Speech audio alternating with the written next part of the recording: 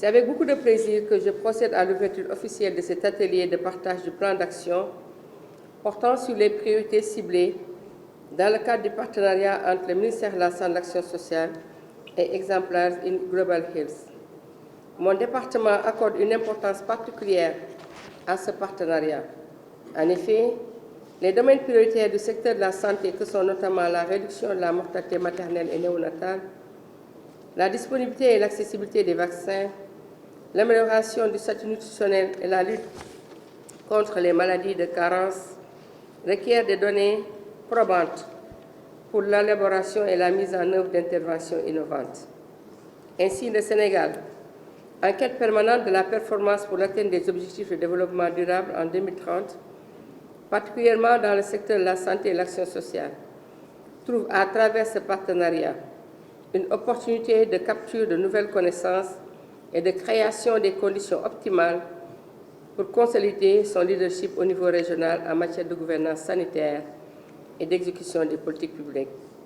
Mesdames, Messieurs, face aux défis du système de santé, mon département, en collaboration avec ses différents partenaires, a mis en œuvre des interventions pilotes qui ont donné des résultats probants. La documentation de ces grandes réalisations nous a permis de tirer des leçons qui ont fait l'objet de notes de politique utilisables dans la définition des stratégies et des plans d'action des programmes.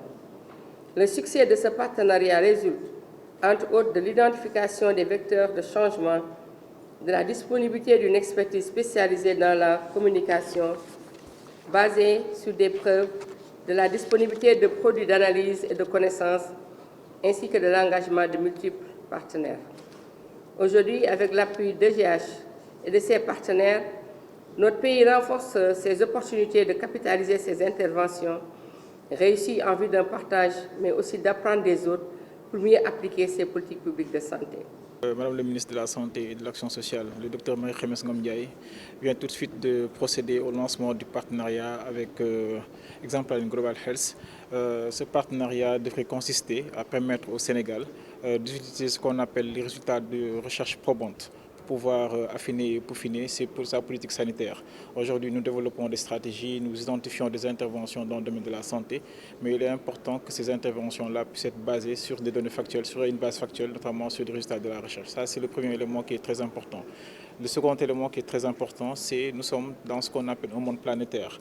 Et le Sénégal, le professeur Seck l'a rappelé tout à l'heure, a été retenu comme pays d'excellence par rapport à un certain nombre de domaines.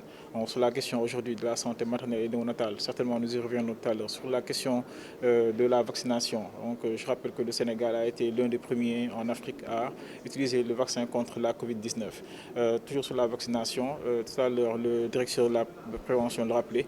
Aujourd'hui, dans le programme élargi de vaccination, qui est gratuit, je le rappelle, au Sénégal, nous avons plus de 13 antigènes. Aujourd'hui, les enfants sénégalais peuvent être protégés contre 13 pathologies de façon gratuite. Donc ça aussi, c'est un bel exemple que le Sénégal est en train d'offrir à la communauté. Sur la question de la nutrition aussi, c'est un domaine où le Sénégal a quand même réussi, notamment. Donc il y a 6 domaines prioritaires sur lesquels le Sénégal a été retenu comme pays d'excellence. Maintenant, il est important que les bonnes pratiques qui ont permis au Sénégal d'avoir ces résultats dans les domaines précités puissent être partagés. Donc c'est un partenariat gagnant-gagnant.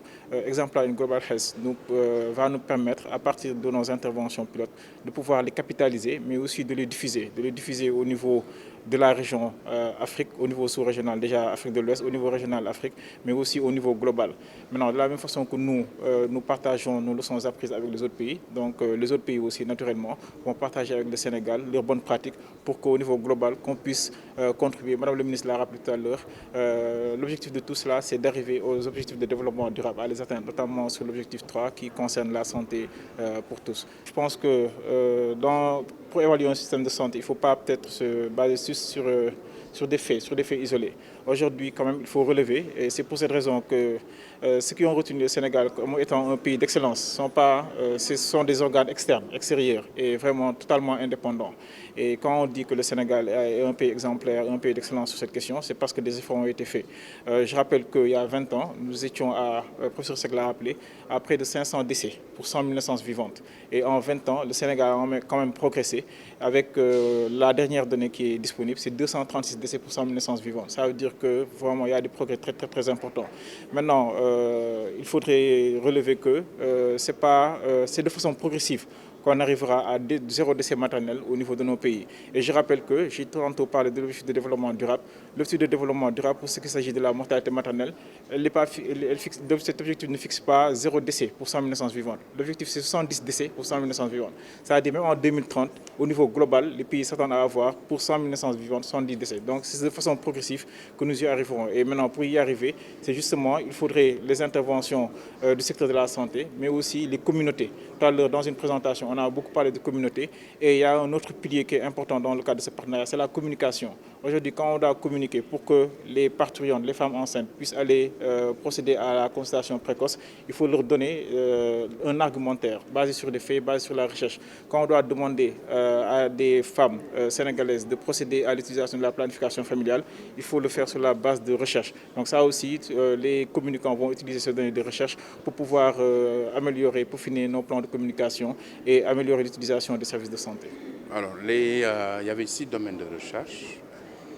Donc, nous avons des recherches qui ont été menées dans le domaine de la santé de la mère et de l'enfant, particulièrement dans la mortalité maternelle et néonatale. Aussi au niveau de l'anémie, toujours.